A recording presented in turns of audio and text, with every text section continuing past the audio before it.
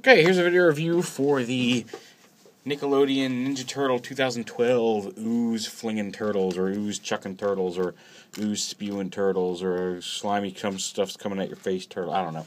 But they're the slime blower turtles. Which makes sense, because they're pretty much my real Ghostbusters of Ninja Turtle outfits. I don't know, I've considered painting them all beige, making them look like straight-up, legit Ghostbusters, or just pretending they're like they're the real Ghostbusters of Ninja Turtle outfits and letting them have their different colored suits. So we'll see. But they definitely have a very Ghostbustery vibe to them. But then, and with this, especially with the slime connection. But either way, it's cool, and I love the fact that we're kind of getting these fun little Ninja Turtle in different outfits going on like we used to get to. I would love it to see Star Trek Turtles again. But I just don't know if that's going to happen. That would be awesome. But if you remember all of the various wacky turtles, I'm glad that they're not shying away from that this time around. So yeah, they all have all the detailing on them is different. Once again, you're getting all new molds.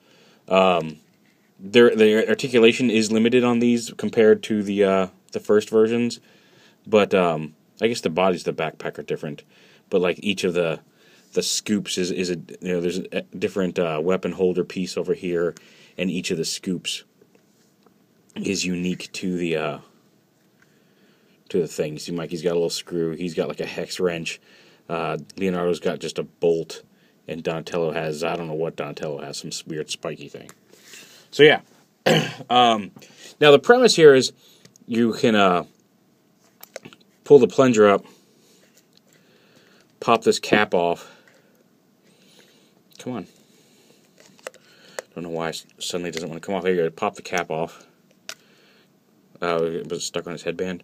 You pop the cap off, you pour some ooze in here, put the plunger back on like this, and then there's a little spigot down here. The ooze is thick enough that it's not just going to drip out, but you slowly push the... I don't have any actual real ooze. I haven't picked any up yet. But you squeeze this out, a little dollop into here, and then you can kind of use this to cut it off. And when it falls down into there, you flick it, and it flings the ooze far and away across the room. If you don't want to use the ooze, and then when you're done, this little piece right here, each one has a little pick. So when you're done playing, you can clean out all the ooze out of this little hole. Yeah. Just to make sure none of it gets stuck in there or dried out when you're done playing. So yeah, and then it just pegs right back in here onto the back of the backpack. On the side of each backpack, there's a little container, or a little container, but a little thing that lets you store their weapons on in it. I have added chains to Mikey's weapon. It's real easy if you want to do this. All you do is take his nunchucks, cut the little plastic chain off right here. Like, honestly, what I did was I didn't even bother with like a pin vise or any of that stuff. I cut the chain off right here with a hobby knife. I took the tip of that hobby knife and just kind of poked it in there and spun the knife around to kind of dig a little divot. And then I cut a little length of some cheap necklace chain, stuck it in the hole and put some super glue on it, and now Mikey's got some chain nunchucks. That's all there is to it. Easy peasy. So yeah, but you can store their weapons on each of their things. Now, like, they're not as secure as on the original weapon belts. Like, they do just kind of sit loosely in the slots. But you can, if you choose. They don't come with weapons on their own outside of the flinger itself. But you could use their original series weapons with these guys. I did actually bring all of the original series guys that I was going to do a comparison with, but to show off with these guys. But they all decided to do some hardcore 80s breaking over here. So while they're kicking it to some fat 80s beats, we're being all serious over here and shooting a video review. So I just was having fun with that. Also, if you don't feel like using Ooze, or if your parents won't let you have Ooze, because I know my wife is kind of like, I don't know if we really need to have slime in the house. each turtle, and I've just been using, again, you can just store them right here in this shell piece as it is. Each turtle comes with 3 little kind of rubbery, holy crap. That, I don't know if you saw, that thing just shot like 8 feet just from me squeezing it and pinching it out between my fingers. It's really, they're really slick. They're this soft rubbery plastic. They look like little dollops of ooze that you can, if you so wish, instead of actually flinging ooze at people, you can put them in here, put it in the scoop, and then flick it. Ah, well, that was a bad fire, but flick it. And it does, it kind of came way up here and bounced and then flew back, but it does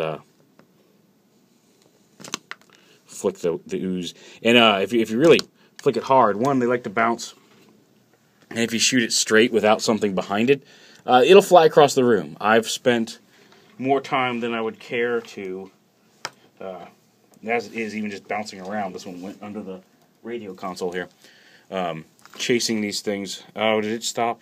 Nope, still going. Okay. So, yeah.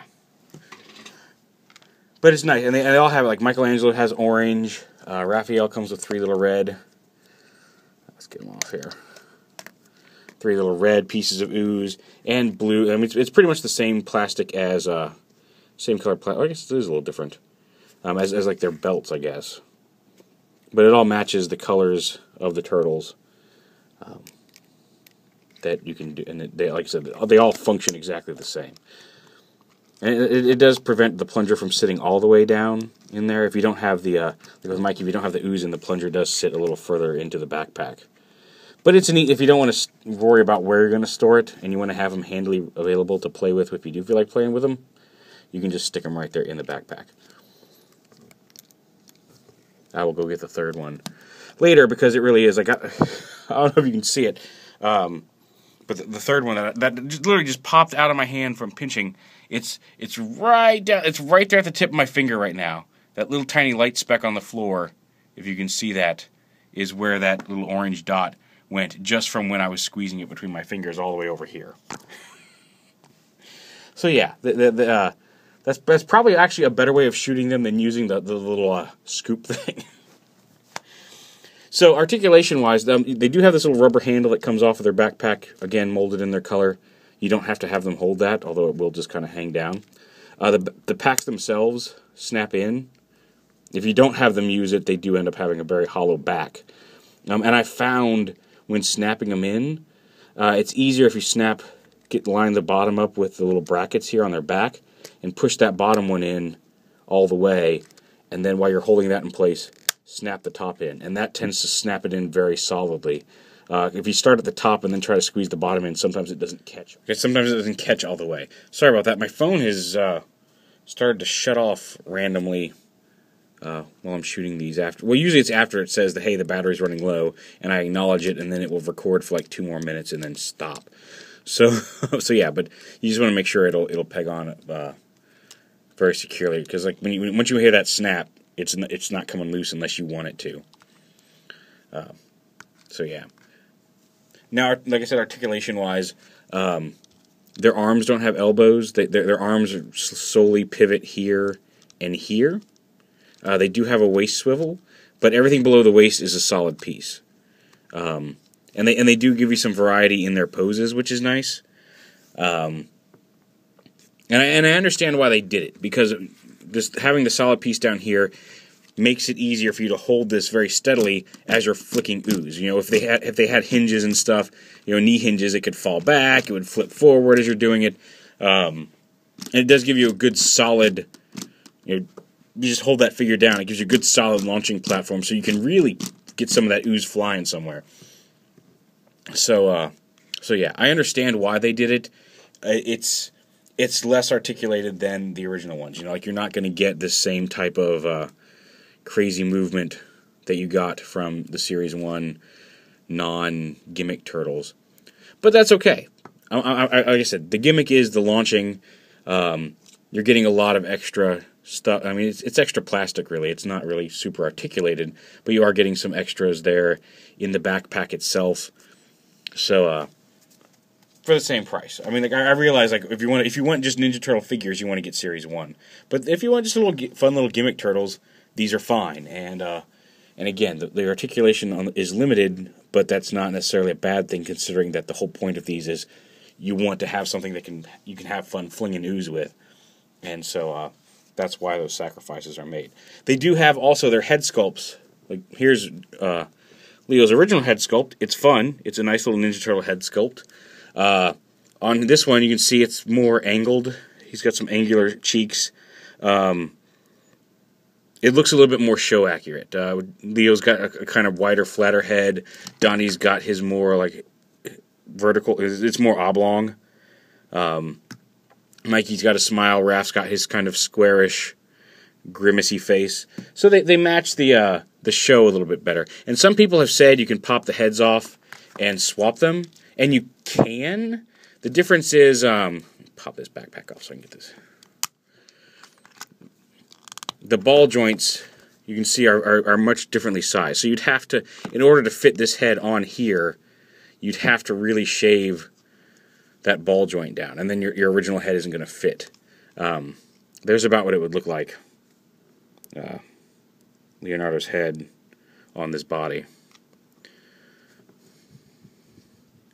And the colors match pretty decently with their original counterparts. So if you wanted a more show-accurate head, you just have to really shave this ball joint down, and you could snap this on, and it would look semi-decent. I mean, I'm holding it in front of it. I think if you actually bothered to shave the ball joint down and put this on, it would look just fine.